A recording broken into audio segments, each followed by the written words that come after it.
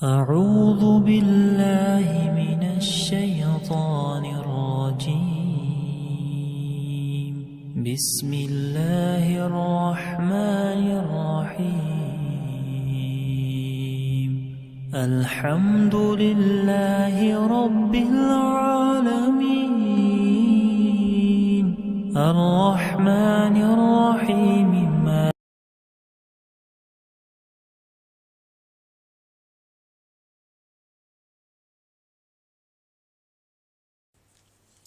السلام علیکم ورحمۃ اللہ وبرکاتہ. الحمدللہ رب العالمین والصلاة والسلام علی سید الانبیاء والمرسلین وعلی آلہ وصحبہ اجمعین، اما بعد. محترم ناظرین، قرآن حکیم کے 15ویں پارے کی تفسیر چل رہی ہے.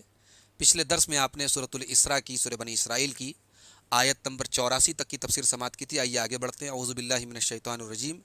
وَيَسْأَلُونَكَ عَنِ الرُّوحِ قُلِ الرُّوحُ مِنْ أَمْرِ رَبِّي وَمَا أُوتِيتُم مِّنَ الْعِلْمِ إِلَّا قَلِيلًا.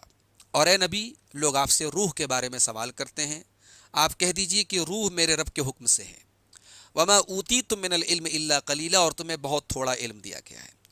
روح جو ہے وہ لطیف شے ہے جو نظر نہیں آتی، مگر ہر جاندار کے اندر جان اسی سے ہے، اور اس کے نکل جانے پر انسان کے اندر سے طاقت اور انرجی نکل جاتی ہے. اس کی حقیقت کیا ہے، اس کی ماہیت کیا ہے، یہ صرف اللہ کو معلوم ہے. وَلَئِنْ شِئْنَا لَنَذْهَبَنَّ بِالَّذِي أَوْحَيْنَا إِلَيْكَ ثُمَّ لَا تَجِدُ لَكَ بِهِ عَلَيْنَا وَكِيلًا. اور اے نبی، اگر ہم چاہیں تو ہم سلب کر لیں اور چھین لیں جو وہی ہم نے آپ کی طرف نازل کی ہے.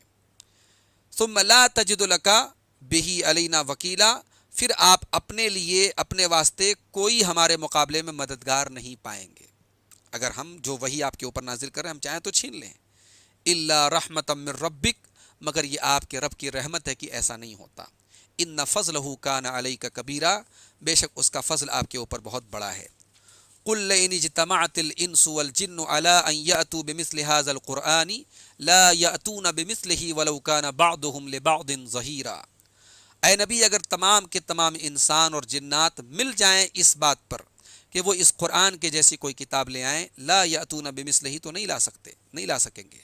وَلَوْ كَانَ بَعْضُهُمْ لِبَعْضٍ ظَهِيرًا، اگرچہ وہ ایک دوسرے کے مددگار بن جائے. یہ بہت بڑا چیلنج ہے جو قرآن کریم کے لیے مختلف انداز میں اللہ تعالیٰ نے، یہاں تو پورے قرآن کی بات آئی، دوسرے مقام پر 10 آیتوں کا ذکر ہے، دوسرے مقام پر ایک آیت کا ایک کلام کا بھی ذکر ہے.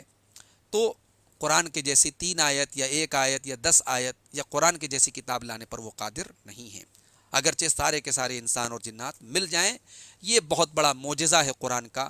اور ان لوگوں کے درمیان جو اپنے آپ کو عرب کہتے تھے، صاحب زبان کہتے تھے، وہ اس کتاب کے جیسا کلام نہیں پیش کر سکے.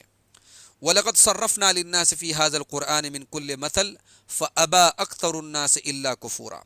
اور یقیناً ہم نے اس قرآن میں لوگوں کے لیے ہر مثال کو پھیر پھیر کے طرح طرح سے بیان کیا ہے، لیکن اکثر لوگوں نے انکار، ناشکری کے سوا کچھ بھی قبول نہیں کیا. اکثر لوگوں نے ناشکری کی اور اللہ کی ان مثالوں کا انکار کیا.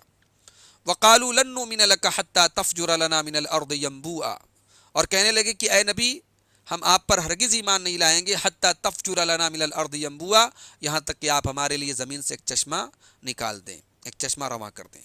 أَوْ تَكُونَ لَكَ جَنَّةٌ مِّن نَخِيلٍ وَعِنَبٍ فَتُفَجِّرَ الْأَنْهَارَ خِلَالَهَا تَفْجِيرًا، یا آپ کے لیے کھجوروں اور انگوروں کا کوئی باغ ہو اور ان کے درمیان آپ بہتی ہوئی نہریں جاری کر دیں، تب ہم آپ کو اللہ کا نبی مان لیں گے.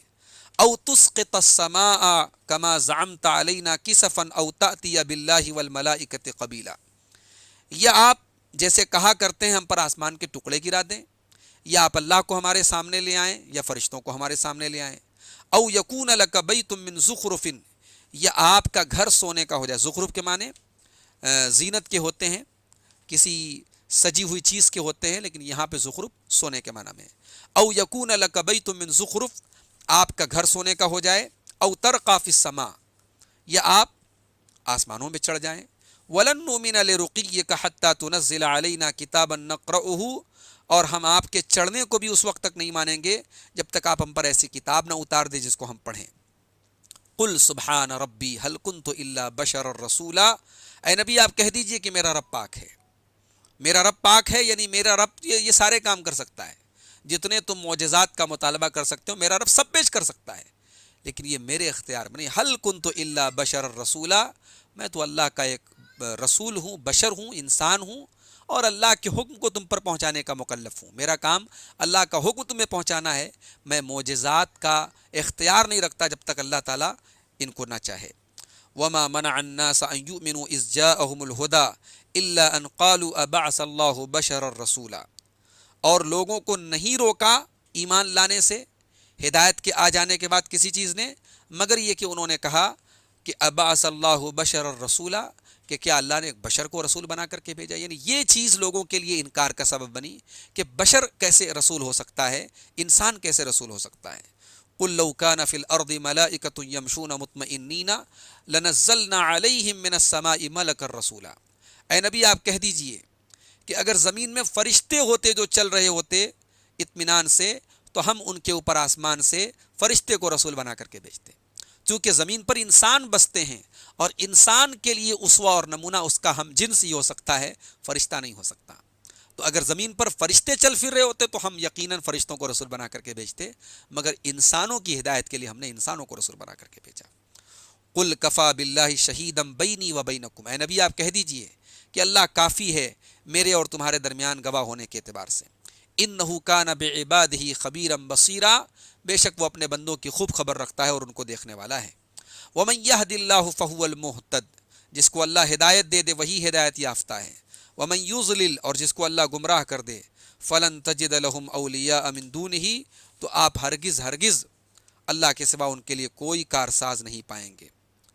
اس کے بعد اللہ نے فرمایا کہ وَنَحْشُرُهُمْ يَوْمَ الْقِيَامَةِ عَلَى وُجُوهِهِمْ عُمْيًا وَبُكْمًا وَصُمًّا، اور ہم قیامت کے دن ان کو ان کے چہروں کے بل اٹھائیں گے، ان کے چہروں کے بل ہم اٹھائیں گے، اندھا کر کے اور گونگا کر کے اور بہرا کر کے، اندھے گونگے اور بہرے بن کر کے چہروں کے بل یہ قیامت کے دن اٹھائے جائیں گے۔ اب یہاں چہروں کے بل جو ذکر کیا گیا تو بعض صحابہ کو اس پر بڑی حیرت ہوئی کہ لوگ چہرے کے بل کیسے قیامت کے دن اٹھیں گے؟ تو اللہ کے پیارے نبی صلی اللہ علیہ وسلم فرمایا کہ الیس الذی امشاہ علی الرجلین، کہ وہ اللہ جس نے ان کو دونوں پیروں پر چلایا ہے، کیا وہ اس بات پر قادر نہیں ہے ان یمشیہ علی وجہ یوم القیامہ، کہ جس نے اس کو پیروں کے بل پہ چلنے کی صلاحیت دی ہے وہ چہرے کے بل قیامت کے دن چلے؟ یہ صحیح بخاری کی روایت ہے، صحیح مسلم کی روایت ہے۔ تو اس سے معلوم ہوا کہ قیامت کے دن کفار اور مشرکین کو اللہ چہرے کے بل اٹھائے گا اور اندھے گونگے اور بہرے بن کر کے اٹھائے گا۔ وَمَأْوَاهُمْ جہنم، ان کا ٹھکانہ جہنم ہے۔ كُلَّمَا خَبَتْ زِدْنَاهُمْ سَعِيرًا، اور جب کبھی جہنم کی آگ بجھنے لگے گی تو ہم اس کو اور بھڑکا دیں گے ان کے لیے۔ ذَلِكَ جَزَاؤُهُمْ بِأَنَّهُمْ كَفَرُوا بِآيَاتِنَا، یہی ان کا بدلہ ہے کیونکہ انہوں نے ہماری آیتوں کو جھٹلایا۔ وَقَالُوا أَإِذَا كُنَّا عِظَامًا وَرُفَاتًا أَإِنَّا لَمَبْعُوثُونَ خَلْقًا جَدِيدًا، اور کہنے لگے کہ جب ہم ہڈی ہو جائیں گے، ہم بالکل ہڈیاں بھسیدہ ہڈیاں بن جائیں گے اور ریزہ ریزہ ہو جائیں گے، أَإِنَّا لَمَبْعُوثُونَ خَلْقًا جَدِيدًا، تو کیا نئے سرے سے اللہ تبارک و تعالی ہم کو دوبارہ پیدا کرے گا، دوبارہ ہم اٹھائے جائیں گے؟ اولم یروا ان اللہ الذی خلق السماوات والارض قادر علی ان یخلق مثلہم، کیا ان لوگوں نے نہیں دیکھا کہ وہ اللہ جس نے آسمانوں اور زمین کو پیدا کیا ہے وہ اس بات پر قادر ہے کہ وہ ان کے جیسی دوسری مخلوق کو پیدا کر دے، ان کے جیسے اور لوگوں کو پیدا کر دے۔ وجعل لهم اجلا لا ریب فیہ، اور اللہ نے ان کے لیے ایک مدت مقرر کر دی ہے جس میں کوئی شک نہیں ہے۔ مدت سے مراد موت بھی ہو سکتی ہے، مدت سے مراد قیامت بھی ہو سکتی ہے۔ یعنی ظاہر ہے کہ انسانوں کی پیدائش زیادہ مشکل ہے یا زمین و آسمان کی پیدائش زیادہ مشکل ہے؟ جس اللہ نے زمین و آسمان کو پیدا کیا وہ تمہیں بھی دوبارہ پیدا کر سکتا ہے۔ فَأَبَى الظَّالِمُونَ إِلَّا كُفُورًا، لیکن ظالموں نے ناشکری کے سوا کچھ بھی قبول نہیں کیا، ان کو صرف ایک ہی چیز قبول ہے کہ یہ اللہ کی ناشکری کرتے ہیں۔ قُل لَّوْ أَنتُمْ تَمْلِكُونَ خَزَائِنَ رَحْمَةَ رَبِّي إِذًا لَّأَمْسَكْتُمْ خَشْيَةَ الْإِنفَاقِ، اے نبی آپ کہہ دیجئے کہ اگر تم میرے رب کی رحمت کے خزانوں کے مالک ہوتے تو تم ضرور اس کو خرچ ہو جانے کے ڈر سے بند رکھتے۔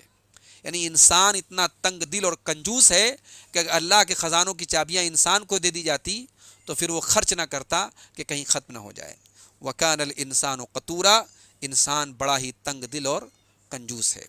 تو یہ صورت بنی اسرائیل کی آیت نمبر 84 سے لے کر کے 100 تک کی آیات ہیں جس کو آج ہم لوگوں نے دیکھا ہے۔ اس میں پہلی بات ہم لوگوں نے یہ پڑھی کہ روح کی حقیقت کو صرف اللہ جانتا ہے، روح اس کا تعلق اللہ تعالیٰ کے حکم سے ہے اور اس کی صحیح حقیقت کو اللہ جانتا ہے۔ ایک بات یہ بھی معلوم ہوئی کہ سارے انسان اور جنات مل کر کے قرآن کے جیسا کلام پیش نہیں کر سکتے۔ قرآن کریم میں اللہ تعالیٰ نے مختلف قسم کی مثالیں بیان کی ہیں تاکہ بندوں کو بات آسانی سے سمجھ میں آ جائے۔ مشرکین کے بیجا مطالبات اللہ نے اس لیے پورے نہیں کیے کیونکہ اللہ کو معلوم تھا کہ اگر اللہ کو پتہ تھا کہ وہ ایمان نہیں لائیں گے، اور اگر وہ معجزات نازل ہو جاتے اور وہ ایمان نہ لاتے تو پھر ان کے اوپر یقیناً عذاب نازل ہوتا۔ تو ایک طریقے سے یہ اللہ کی رحمت تھی کہ اللہ نے ان کے ان بیجا مطالبات کو پورا نہیں کیا۔ مشرکین کے لیے بڑی حیرت کا مقام تھا کہ انسان کیسے رسول ہو سکتا ہے۔ جیسے آج بہت سارے لوگوں کو اس بات پر حیرت ہے کہ رسول انسان کیسے ہو سکتے ہیں، تو ان کو حیرت تھی کہ انسان رسول نہیں ہو سکتا، اور آج بہت سارے لوگوں کا یہ ماننا ہے کہ رسول انسان نہیں ہو سکتا۔ اللہ دونوں کو ہدایت عطا کرے۔ اللہ تبارک و تعالیٰ کی یہ حکمت ہے اور بندوں کے ساتھ مہربانی ہے کہ اس نے بندوں کی ہدایت کے لیے انسانوں کو رسول بنا کر کے بھیجا، فرشتوں کو نہیں بنایا، اس لیے کہ فرشتے ہمارے ہم جنس نہیں ہیں اور وہ ہمارے لیے اسوہ نہیں بن سکتے تھے۔ کفار قیامت کے دن چہرے کے بل آئیں گے، یہ بھی معلوم ہوا۔ یہ بھی پتہ چلا کہ زمین و آسمان کا پیدا کرنا، یہ جو زمین و آسمان کو پیدا کر سکتا ہے وہ لوگوں کو بھی قیامت کے دن دوبارہ زندہ کر سکتا ہے۔ زمین و آسمان کی تخلیق زیادہ مشکل ہے۔